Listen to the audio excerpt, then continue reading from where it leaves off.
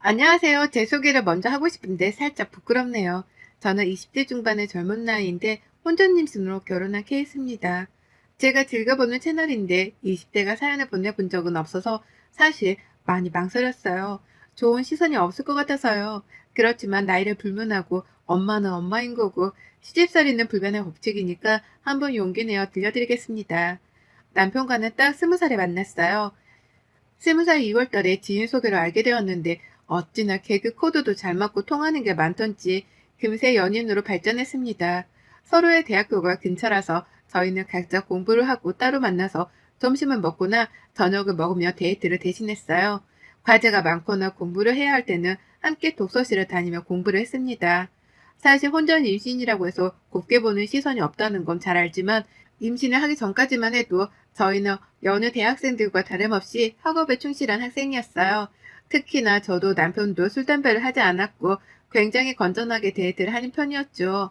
제가 술, 담배를 싫어하기 때문에 상대도 그랬으면 좋겠다고 늘 생각은 했습니다. 다만 요즘 세상에 술, 담배를 다 안 하는 사람을 찾는 게 꽤 어렵잖아요. 그런데 남편은 그런 부분까지 너무 잘 맞으니까 제가 참 많이 사랑했습니다. 저는 위에 오빠가 하나 있는데 나이 차가 9살이나 났어요. 그렇다 보니 동생의 느낌보다는 거의 오빠가 저를 본인의 딸처럼 생각하는 느낌이 컸습니다. 부모님께도 오빠에게도 사랑을 듬뿍 받으면서 살았던 저는 솔직히 세상 부러운 거 하나 없었어요. 제가 공부에만 전념할 수 있게 부모님도 꽤 많은 지원을 서슴없이 해주셨고 오빠 역시도 제게 많은 도움을 줬습니다. 그 덕분에 저는 공부에만 집중할 수 있었어요. 제가 보여지는 행동이 있다 보니까 가족들이 제게 거는 기대도 컸었고 그 기대에 부응하기 위해 저 역시 많은 노력을 하며 살았습니다. 아무리 부모고 오빠라고 해도 저에게 아낌없이 지원을 해주는 게 쉬운 일은 아니라고 생각을 했거든요. 참 고맙고 또 고마운 존재들이었고 세상에 하나뿐인 유일의 내 가족들이었죠. 그런데 제가 20대 초반이라는 어린 나이에 임신을 하게 되었고 저 솔직히 낳을 자신이 없었습니다. 그러나 남편은 제게 이렇게 말을 해줬어요. 그래서 얘를 지우겠다는 거야? 어떻게 그래? 우리 아이인데. 어? 다시 생각해봐, 제발. 나도 낳고 싶어. 당연히 키우고 싶다고. 그런데 현실적으로 생각해봐. 너 지금 모아둔 돈은 있어? 군대도 안 갔다 왔고 대학 졸업도 안 했잖아. 그런 우리가 어떻게 이 애를 낳아서 키울 건데 당장 원룸 하나 구할 보증금도 없잖아. 그거야 부모님들과 차차 상의를 해보고 결정해봐야지. 우리 둘이서 해결할 수 있는 문제가 아니잖아. 난 그게 싫은 거야. 당장 우리 둘이 해결도 못하면서 사고 쳐놓고 부모님한테 도와달라고 손 벌리자고? 난 절대 싫어. 어떻게 그럴 수 있어? 그래. 물론 너 말처럼 우리 능력도 없고 아무것도 없지. 근데 그렇다고 아이를 안 낳겠다는 건 말도 안 돼. 너가 생각 바꿔. 난 절대 못 지워. 저 역시 마음 같아서는 낳아서 예쁘게 키우고 싶었어요. 그러나 현실의 벽 앞에서는 무너질 수밖에 없었죠. 저도 사람인데 뱃속에서 꿈틀거리고 있는 이 소중한 생명을 지키고 싶지 않겠어요. 다만 가족들이 이 사실을 알면 얼마나 실망하고 억장이 무너질까 생각해보면 저 혼자 마음 아프고 후회하며 살아가는 게 맞다고 생각했습니다. 그렇지만 남편의 뜻은 너무 완강했고 제가 감히 굽힐 수가 없었어요. 아무리 생각을 해봐도 이건 아닌데 싶으면서 아이의 심장 소리를 들으니 저 역시 잠시나마 나쁜 생각을 했던 게 너무 미안해졌습니다. 그리고 결심했죠. 최악의 상황이 오더라도 난 이 아이를 꼭 지켜내야겠다고 말입니다. 결국 남편과 저는 양가에 찾아가서 사실을 말하고 결혼 허락을 받기로 했어요. 우선 시댁으로 먼저 갔습니다. 처음 본 시부모는 너무 젊으셨어요. 이게 첫 인상인데 들어보니 시모와 시부도 저희처럼 동갑이신데 고등학생 때 사고 쳐서 결혼을 하셨다고 합니다. 이건 남편에게 들은 얘기였고 당연히 모른 척했어요. 아마도 비슷한 입장이니 누구보다 저희의 마음을 잘 헤아려 주실 거라고 생각했죠. 그러나 그건 저만의 생각이었습니다. 시댁에 도착을 하니 완전 살얼음판을 걷는 기분이 들 정도로 분위기는 차가웠어요. 너무 당황스러워서 아무 말도 못하고 있다가 인사를 드렸죠. 안녕하세요. 저 이시은이라고 해요.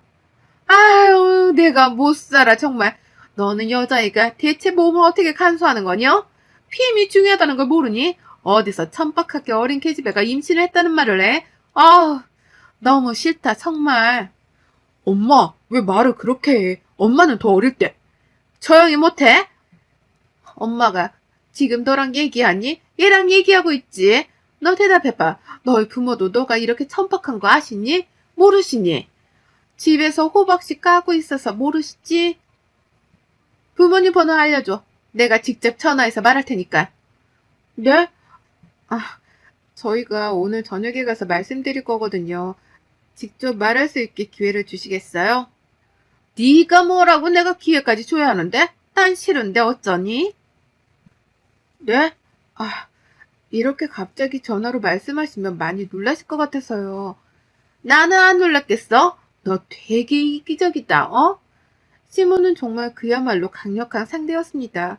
태어나서 저렇게 차갑고 센 사람을 처음 봐서 저는 너무나도 당혹스러웠어요. 설마 진짜 전화하지는 않으시겠지 싶었는데 제 핸드폰을 확 빼앗더니 잠금을 풀라고 하셨고 싫다고 하니 억지로 풀으셨죠. 그 후 핸드폰에 저장된 엄마 번호로 전화를 하셨고 스피커 통화를 하셨습니다. 어머님, 제발 제가 먼저 말할 수 있게 해주세요. 네? 조용히 하라고. 여보세요? 네. 이시은 어머니세요? 네. 누구세요? 저는 그쪽 따님이 만나고는 남자친구 엄마입니다. 다름이 아니라 그쪽 따님이 지금 저희 집에 와서 무릎 꿇고 애 가졌다고 결혼한다며 허락해달라는데 전 이렇게 몸 함부로 굴리고 간섭 못하는 애를 며느리로 드리기는 싫거든요. 그래서 그쪽 생각 들어보려고 전화했네요. 네? 대체 무슨 소리를 하는 건지 모르겠네. 저희 시은이 그럴 애 아닙니다. 이거 보이스피싱이야 뭐야. 끊습니다. 당신 딸이 임신을 했다는데 뭔 보이스피싱입니까? 딸이나 애미나 똑같네 똑같아. 아무튼 답답한 소리 하지 말고 어떻게 할 건지나 말해보세요. 당신 대체 누군데 이렇게 무례한 겁니까 얘? 몇 번을 말해요. 당신 딸 남자친구 엄마라고요. 말귀를 못 알아먹네. 이딴 집이랑 사돈을 맺었다가는 내가 죽지 죽어. 시몬은 정말 최악이었습니다. 제가 부모님께 설명하고 말할 기회조차 주지 않았고 곧장 전화를 해서 아주 무례하게 난리를 쳤어요. 어떻게 사람이 저렇게 무례할 수 있을까요? 결국 보다 못한 남편이 나섰습니다. 엄마 대체 뭐 하는 거야? 내가 결혼할 여자라고 사랑하는 여자라고 데려왔는데 너무 예의가 없는 거 아니야? 난 솔직히 엄마 아빠는 우리 입장을 잘 헤아려 줄 거라고 생각했어. 같은 입장이었잖아. 근데 어떻게 이럴 수가 있어? 너무 충격적이야. 지금 내가 해도 우리 엄마 맞아? 마형주, 너 말 다 했어? 어떻게 네가 엄마한테 이럴 수 있어? 엄마가 너를 어떻게 키웠는데 고작 저런 애랑 사고쳐서 결혼한다는 게 말이 돼? 그래, 엄마 너보다 더 어릴 때 사고쳐서 너 나 키웠어. 엄마 인생은 다 너 거였다고. 그런 네가 어떻게 이래? 그러니까 그런 내가 사랑하는 여자라고 데려왔으면 마음에 들든 안 들든 어느 정도 예의는 갖춰줘야지. 내가 시은이 나가서 이런 취급 받으면 엄마는 좋아? 어? 그만해. 왜 그래? 아 정말 실망이야. 어차피 결혼할 거고 내가 시은이도 내 아기도 책임질 거야. 그러니까 엄마한테 더 이런 말 들을 필요는 없을 것 같네. 일어설게. 남편은 그 길로 저를 끌고 나왔습니다. 그리고 처음으로 남편의 눈물을 봤어요. 한참을 오열하듯 우는 모습에 너무 놀랐고 저도 눈물이 났죠. 울지 마, 응? 그러게 왜 그렇게 모진 말을 했어? 내가 알던 우리 엄마가 아닌 것 같았다니까? 어떻게 저럴 수 있냐고, 어떻게. 미안해. 남편은 본인 엄마의 충격적인 모습에 실망했고 제게 미안해서 더 뭐라고 한 듯 했죠. 어느 정도 진정이 되자 저희 집에도 바로 가자고 하더라고요. 그렇게 무리하지 않아도 괜찮은데 말이죠. 저희 집에 갔을 때 분위기가 완전 달랐습니다. 온 가족이 이미 눈물바다였죠. 시은아, 너 이거 아니야. 잘 생각해봐. 어? 너 시어머니 될 사람 성격 보통 아닌데 어떻게 감당하려고 그래. 차라리 혼자 키워. 엄마랑 아빠가 다 도와줄게. 어? 죄송합니다. 정말 죄송합니다. 제가 앞으로는 시은이 그런 일 당하지 않도록 앞서서 막을게요. 허락해 주세요. 내가 지금 억장이 무너져서 말이 안 나오는데 모르겠다. 모르겠어. 자식이 부모 뜻대로 되는 것도 아니고 결국 시은이 너도 네 인생이 있는 건데 엄마가 이래라 저래라 할 건 아니지 싶은데 이게 맞는지도 모르겠다 정말로. 결국 저희 집에서는 허락을 받았고 저희는 결혼식은 우선 생략하고 살림부터 합치기로 했습니다. 남편이 시댁에 어떠한 도움도 받지 않을 거라고 했는데 저 역시 그 말에 동의를 했어요. 괜히 도움 한번 받았다가 평생 그걸로 골치 아플 것 같았거든요. 다행인 건지 부모님이 제 결혼 자금으로 주려고 여태 모아두셨던 게 있으셨고 그걸 받아서 집은 구할 수 있었습니다. 방 두 개의 작은 빌라였지만 저희 세 식구가 살기에는 충분했어요. 살림을 합치고 나서 전 곧장 집에서 할 수 있는 일을 찾아봤습니다. 남편이야 나가서 어떻게든 돈을 벌 수 있었지만 임신 중인 저는 나가서 일하는 게 쉽지 않았죠. 심지어 대학생 신분으로 할 수 있는 일이 뭐 얼마나 있겠어요. 한참을 찾고 또 찾다가 제 눈에 들어온 건 바로 영상 편집이었고 열심히 배운 후 집에서 영상 편집 일을 받아가며 했습니다. 소일거리라 한두 번씩 들어오더니 자리를 잘 잡았어요. 월에 못해도 직장인 급여 정도는 벌게 되었죠. 저희는 당장 목돈을 만드는 게 우선이라서 제가 번 돈에서 30만 원을 제외하고는 다 저금을 했습니다. 저는 30만 원으로 한 달을 살았고 남편 월급으로는 고정지출 나갈 거 내고 남편은 40만 원을 빼고 다 저축했어요. 그렇다 보니 한 달에 저금하는 돈이 어마어마했습니다. 돈이 없었지만 금세 모이니까 또 돈 모으는 재미가 있었어요. 아이가 태어나기 전까지는 무조건 허리띠 졸라매고 살자고 다짐했었고 저 정도 용돈으로도 충분히 살 수 있었습니다. 저희 집이 친정 근처라 엄마가 늘 반찬을 해다 주셔서 그걸로 끼니를 때웠었고 어쩌다 외식하거나 배달 음식을 먹어도 부족하진 않았어요.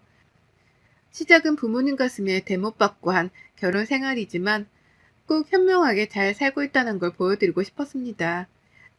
친정에서는 남편이 성실하게 일하고 열심히 사는 걸 보며 저희를 인정해 주셨지만 시모는 여전했어요. 어느 날 느닷없이 집에 와서는 방에 앉아서 일하는 저를 보며 그러셨죠. 넌 임신한 애가 하루 종일 컴퓨터 앞에서 뭐하니? 아, 어머님 저 이거 일하는 거예요. 집에서 일해봤자 뭐 얼마나 본다고 그래? 그럴 시간 있으면 청소나 하고 빨래나 해라. 그게 이제부터 네 일이야. 알아들어? 그리고 너 왜 안부 전화 같은 걸 안 하니? 그게 솔직히 말씀드리자면 제가 하려고 해도 이 사람이 자꾸 막아요. 어머님이랑 대화하지 말라고요. 뭐야? 웃기고 있네. 우리 형준이가 뭐 그럴 대로 보여? 오해 생기는 게 싫어서 솔직하게 말씀드린 거예요. 나중에라도 물어보세요, 그럼. 얘 아주 웃기는 구석이 있네. 너 나랑 내 아들 사이 이간질 시키려는 속셈 내가 모를 것 같냐? 내가 인생을 너보다 얼마나 더 살았는데 너 같은 여우 하는 짓을 내가 모를 것 같아? 시몬은 이유도 없이 그냥 저를 구박했습니다. 그런데 타격이 딱히 없었어요. 왜냐면 시모가 하는 말에 제가 열받아 할 가치를 느끼지 못했습니다. 한마디로 시몬은 가볍게 무시할 수 있는 정도가 되었어요. 말끝마다 천박하다, 몸간수 똑바로 해라 등등의 말을 서슴없이 내뱉었지만 저는 무시했습니다. 제가 반응이 없으니까 시모가 더 약올라서 저를 더 괴롭히는 느낌이 있기는 했어요. 그렇지만 상대하고 싶지 않았어요. 그렇게 시간이 흘러 출산을 했고 아이가 태어나니 하루하루가 정신없이 흘러갔습니다. 하루에 몇 시간을 제대로 잠도 못 자고 애를 봐야 했지만 전 그것도 좋았어요. 신기하게도 남편과 저를 딱 반반씩 닮은 아이의 모습은 그저 천사 같았습니다.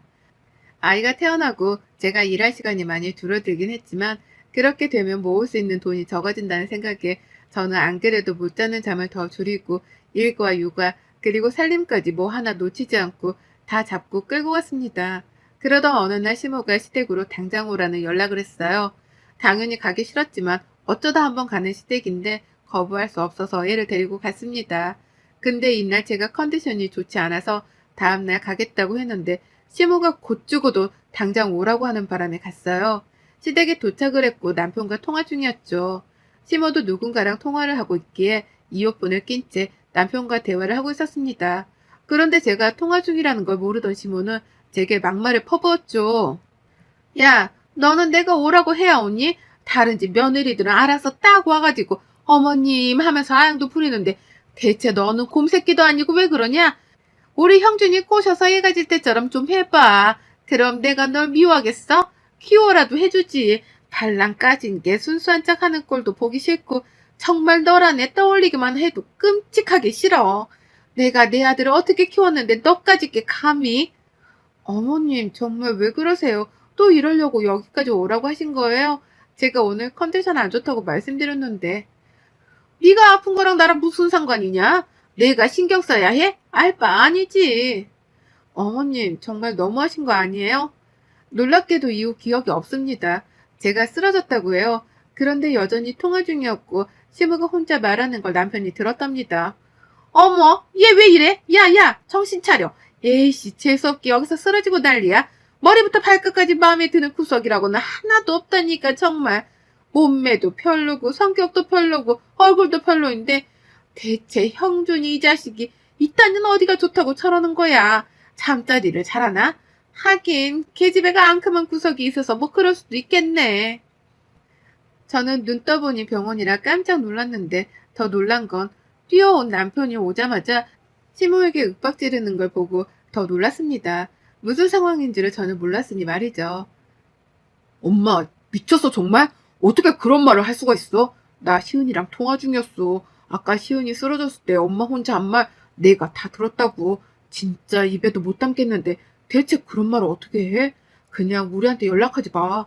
엄마 이런 사람이란 거 나 정말 몰랐거든. 그래도 저번에는 이렇게 소리쳐놓고 마음이 아파서 약해졌는데 오늘부로 더는 보기 싫다. 그냥 각자 사는 게 좋겠어. 뭐야? 이런 불효자 놈아. 어떻게 엄마한테 그럴 수가 있어? 막말로 저게 천박하지만 않았어도 네 팔자가 이렇게 꼬였겠어? 지금 대학에서 열심히 공부하고 원하는 길로 갔겠지, 안 그래? 그건 시은이도 똑같아. 아니, 오히려 나보다 성적 좋았고 미래가 트여있는 애였다고. 그런 애를 나 같은 놈 만나서 저러고 있는데 엄마는 왜 그런 생각을 못해? 처갓집에서는 내가 나쁜 놈이라고 알아들어? 그런데도 한 번은 나한테 인상 쓰신 적이 없으셔. 과연 그게 내가 마음에 들어서 그러신 걸까? 아니, 내 딸 사랑하는 사람이고 사위니까 받아주신 거지. 시모와 남편은 한바탕 싸우고 난리도 아니었습니다. 저도 과로와 스트레스로 인해 쓰러졌던 거고 육아와 살림을 줄일 수 없으니 당분간은 일을 줄이기로 했어요. 남편이 너무 과하게 걱정을 해서 매일 잘 있다고 괜찮다고 말을 해줘야 했죠. 그 이후 남편은 시모에게 절대 연락하지 않았고 받지도 않았습니다. 저는 가운데서 꽤 난감했죠. 시모는 제게 연락해서 당장 남편의 마음을 돌리라고 난리도 아니었고 남편은 절대 받지 말라고 난리를 쳤습니다. 저는 그냥 저대로 지내기로 했어요. 남편과 시모 사이에 제가 끼고 싶지 않았습니다. 그러던 중 며칠 내내 시모가 조금 이상했어요. 원래 말투도 아니었고 제발 좀 연락해달라는 말이었죠. 느낌이 쌓여서 연락을 해봤습니다. 네, 저예요. 무슨 일이세요? 아, 그게 사실은 내가 임신을 했거든. 근데 아무래도 노산이라 너무 힘들기도 하고 애를 키운 게 벌써 몇십 년 전이라 뭘 잘 모르겠어서 좀 도와줄래?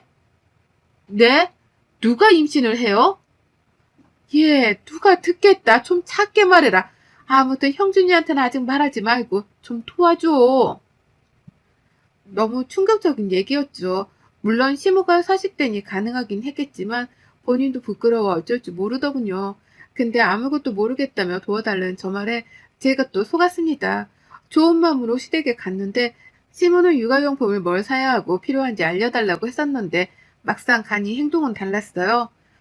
언니, 그 빨래 건조기에 있는데 그것 좀 정리해줘. 내가 허리가 아파서. 그리고 설거지도 아주 조금 있으니까 그것도 좀 해주고 화장실 청소도 부탁해. 입덧이 심해서. 네? 육아용품 알려달라고 하셨잖아요. 그거야 인터넷으로 알아보면 그만이지. 내가 설마 그런 걸로 너한테 도와달라고 하겠니? 너까지 있게 뭘 한다고. 대체 왜 그런 거짓말을 하세요? 아니, 연기를 하신 건가? 왜 그러세요, 대체? 그렇게까지 해서 저를 부려먹고 싶으세요? 응, 넌 내 며느리니까 알아서 키워야 하는데 안 기어다니잖아. 그럼 내가 기어다니게 해줘야지. 아, 그러세요? 저도 진짜 참을 만큼 참았는데 이제 더는 못 참겠네요. 부디 잘 해결하시길 바랍니다. 뭐라는 거야? 청소나 하고 가. 직접 하세요. 손바닥 있지 않으세요? 전 나오자마자 시모 단골 미용실로 갔어요. 가서 머리를 자르며 소문을 내줬죠. 아이고, 오랜만에 오네. 시댁 갔다 오는 길인가 봐. 네, 다녀왔는데 원장님이 워낙 머리를 잘해주셔서 다른 곳을 갈 수가 있어야 했죠. 그나저나 형준이 엄마는 잘 지내? 요즘 통 안 보이네. 아하, 어머님 임신하셔서 매일 쉬고 계세요. 뭐? 누가 임신을 해? 형준 엄마가? 정말이야? 세상에 세상에 나이가 몇인데. 아이고, 지금 애가 돌도 안 지나지 않았어. 이거 완전 족보 꼬이네 꼬여. 뭐 저도 많이 놀라긴 했는데 금슬이 좋으신가 봐요. 그렇게 며느리는 잡들이 하더니 본인이 임신을 했네. 웃겨 정말. 미용실 손님들과 원장님들에게 말한 거면 동네 전체에 소문이 퍼진 거라고 보면 됩니다. 그걸 노렸던 거고요. 원래 시모를 별로 좋아하지 않아서 그런지 손가락질하고 욕하고 흉보고 난리도 아니었죠. 결국 시모는 동네에서 이사했고 제게 막 뭐라고 하길래 제가 한마디 해줬네요. 일 당하면 저는 마음대로 돌려주는 성격이니 건들지 말라고요. 그 뒤로 시모와는 따로 연락을 안 하고 지내고 저희 가족들끼리 잘 살고 있답니다. 여러분의 생각은 댓글로 남겨주세요. 오늘 또 시청해 주셔서 정말 감사합니다.